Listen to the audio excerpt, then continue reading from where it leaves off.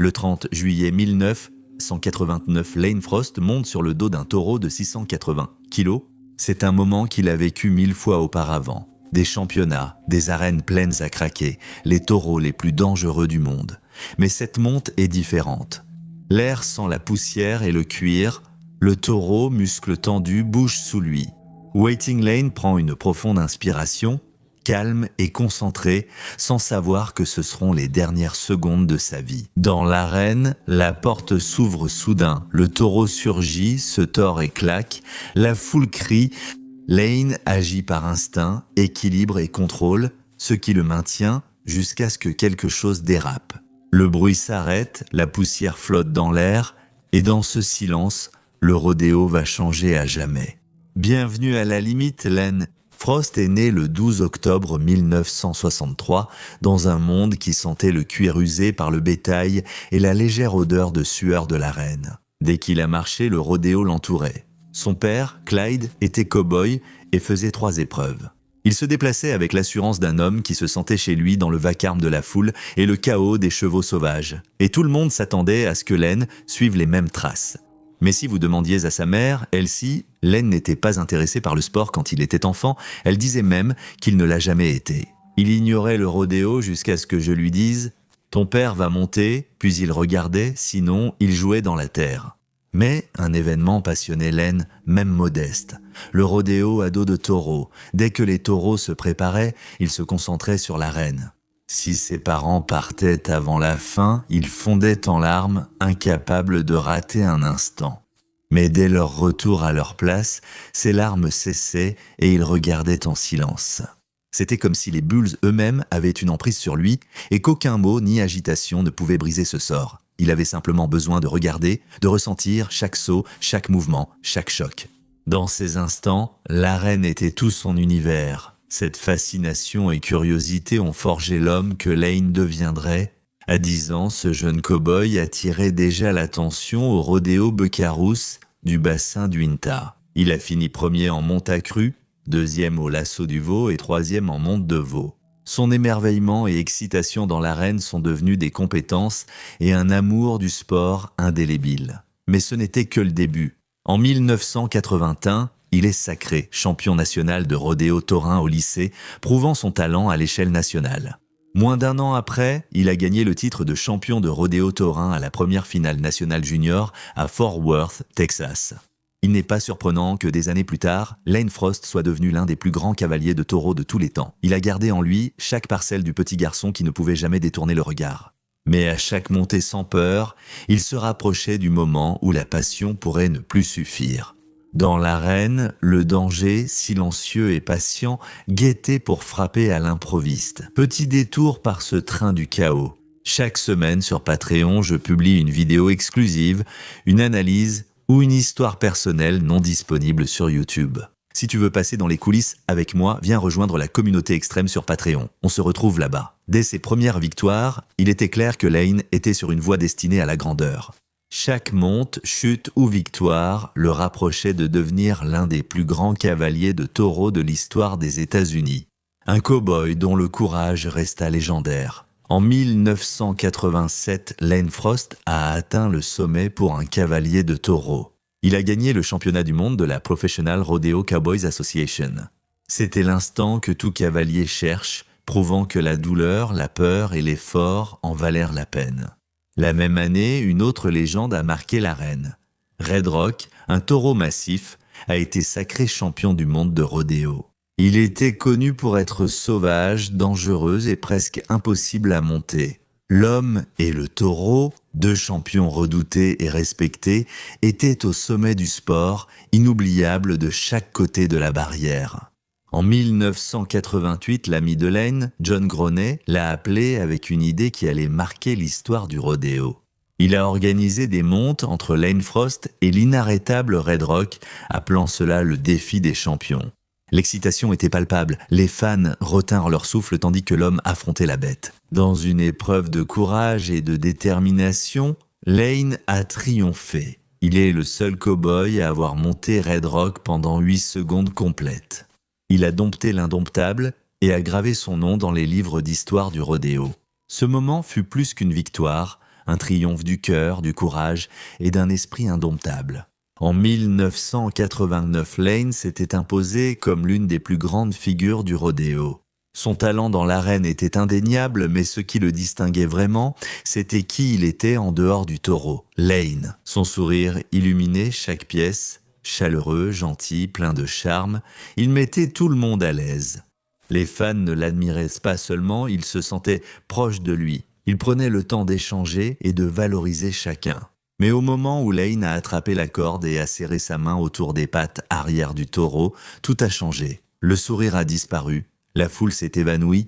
À cet instant, il incarne concentration et intensité. Pendant 8 secondes, seul compte Lane, le taureau et la lutte pour rester en selle sa scène.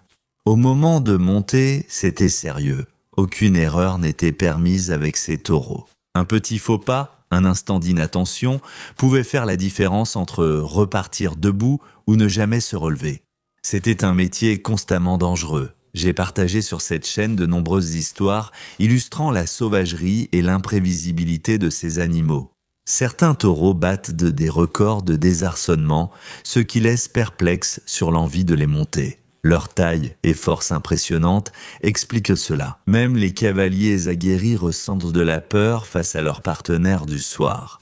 Bien que Lane fût l'un des cavaliers les plus talentueux de son temps, il n'oubliait jamais les risques qu'il courait. Chaque fois qu'il montait sur un taureau, il restait humble, pleinement conscient que n'importe quel taureau avait le pouvoir de mettre fin à sa vie en un instant.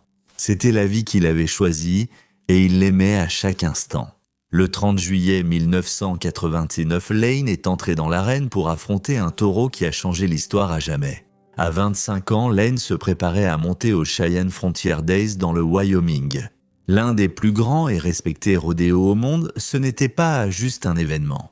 Il visait une 6e qualification consécutive au final national de rodéo, un objectif crucial. Mais un taureau massif se dressait entre Lane et ce rêve. Connu des habitants sous le nom de « prendre les choses en main », le taureau pesait la somme incroyable de 680 kilos de pur muscle et de colère. Il n'était pas aussi lourd que Red Rock, le rival de longue date de Lane, mais sa seule présence suffisait à rendre les cavaliers nerveux. Certains taureaux sont redoutés pour leur sauvagerie, d'autres pour leur force ou vitesse. Mais prendre les choses en main se distingue par quelque chose de plus troublant. Il a marqué l'histoire du rodéo pour une raison inoubliable. Le jour de l'événement, tout s'est passé normalement pour Lane. Il a ri et parlé avec des fans venus de loin pour le voir. Leur enthousiasme renforçait le sien. Lane pensait franchir une nouvelle étape vers l'histoire, sa confiance était à son comble. Fort d'une année riche en victoires et ascensions mémorables, il pensait que rien ne pouvait échouer. Mais si vous suivez cette chaîne, vous connaissez une dure vérité. Peu importe le talent ou la préparation de quelqu'un, la tragédie ne prévient jamais. Dans ce monde, le désastre peut survenir soudainement. Lane est monté sur prendre soin des affaires vers 15h30. Le parc d'équitation de taureaux était sombre sous un ciel chargé. De gros nuages pesaient et une pluie fine tombait, frappant la terre en silence. Le sol, détrempé et glissant, était labouré en boue par sabots et bottes. Chaque pas faisait un bruit aspirant. Une forte odeur de terre, de sueur et d'animaux emplissait l'air. Les barrières en bois de la chicane étaient rugueuses et marquées, assombries par la pluie, l'eau coulait en fines lignes le long des poteaux. Les portes métalliques étaient en froide, ternes et rouillées, grinçant doucement. Le taureau tendu, muscles contractés sous sa peau mouillée, déplaçait son poids. De la vapeur montait de son corps sous la pluie brumeuse. Son souffle court et puissant s'entendait, accompagné du raclement des sabots dans la boue et du cliquetis de la chaîne. Alors que Lane était assis dans la cage, attendant que la porte s'ouvre brusquement, ces quelques secondes ont dû lui sembler une éternité, même pour un professionnel de son niveau. Lane saisit fermement la corde enroulée autour du taureau. Elle était rugueuse et usée, lui entaillant la paume. La pluie l'avait rendue glissante, mais il tira encore une fois fort, s'assurant qu'elle tiendrait. Il savait que cette prise était sa vie, rien d'autre ne comptait. Sa main libre s'éleva, trembla, puis se stabilisa. Il percevait l'équilibre comme une promesse, le monde s'effaçait, la foule disparaissait sous le ciel gris et la pluie. Le bruit de la foule s'estompa lentement en arrière-plan. Alors qu'il commençait à se concentrer, il ne restait plus que le son de son propre cœur, lent et lourd dans sa poitrine. Lane regarda la ligne de touche et acquiesça, puis la porte s'ouvrit brusquement dans un grand bruit. Soudain, le calme se brisa et le monde explosa en mouvement. Taking Care of Business jaillit de la chute 7 vers le centre de l'arène. Il lança ses pattes arrière en l'air, claqua comme un fouet, tordant son corps pour éjecter Lane de son dos. La boue et la pluie volèrent quand ses sabots frappèrent. Lane serra la corde de toutes ses forces d'une main. Il était projeté violemment, secoué et tourné avec force, gérant la situation. L'air s'échappait de son nez en nuages blancs, ses muscles gonflés de sang et ses veines saillantes naient sous la peau. Il s'est battu de toutes ses forces pour briser la prise de Lane, mais cette nuit-là, il ne faisait pas le poids face à elle. Il est resté calme, bougeant à chaque saut et virage, détendu, main ferme, concentré sur la pluie, le bruit, le danger. Rien ne l'a distrait de l'instant présent.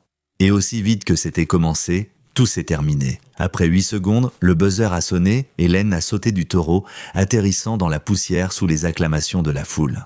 Sa poitrine se soulevait alors qu'il reprenait son souffle, le cœur battant mais son visage restait serein. Il savait avoir ressenti et maîtrisé la chevauchée.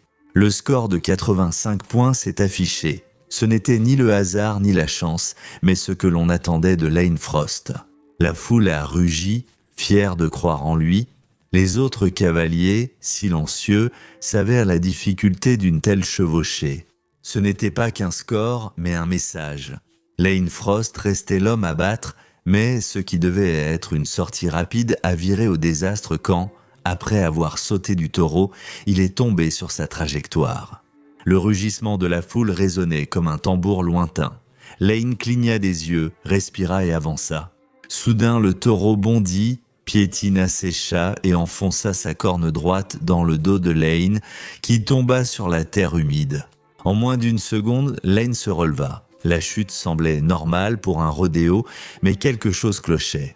Lane tituba vers son ami Toph Hedeman, appelant à l'aide, mais s'effondra rapidement sur la terre boueuse.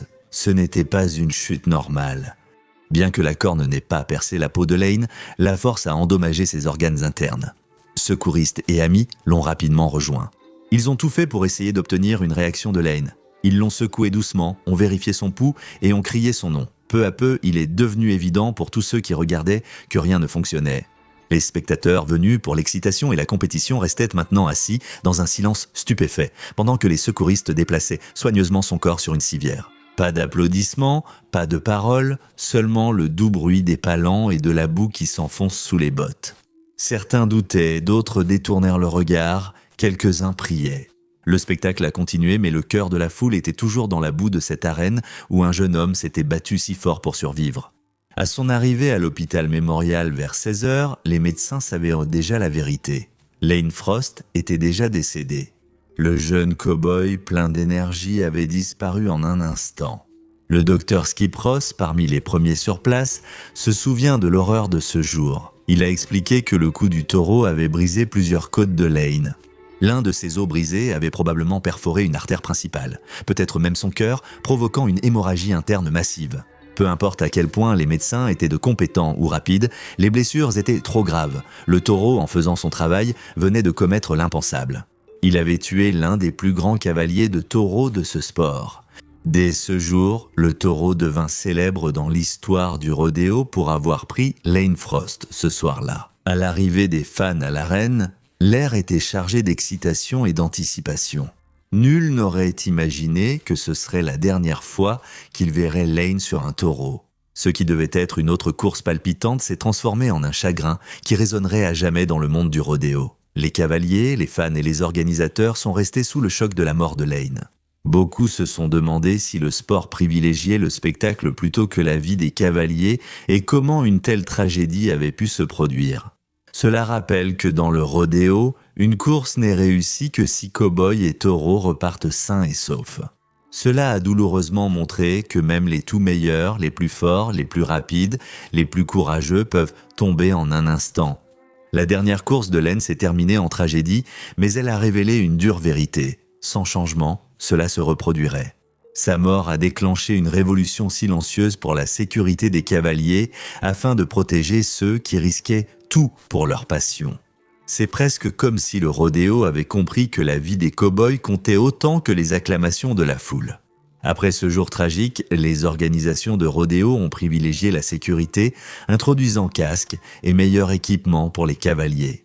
Les procédures d'urgence et les règles dans les arènes ont été renforcées pour limiter les risques.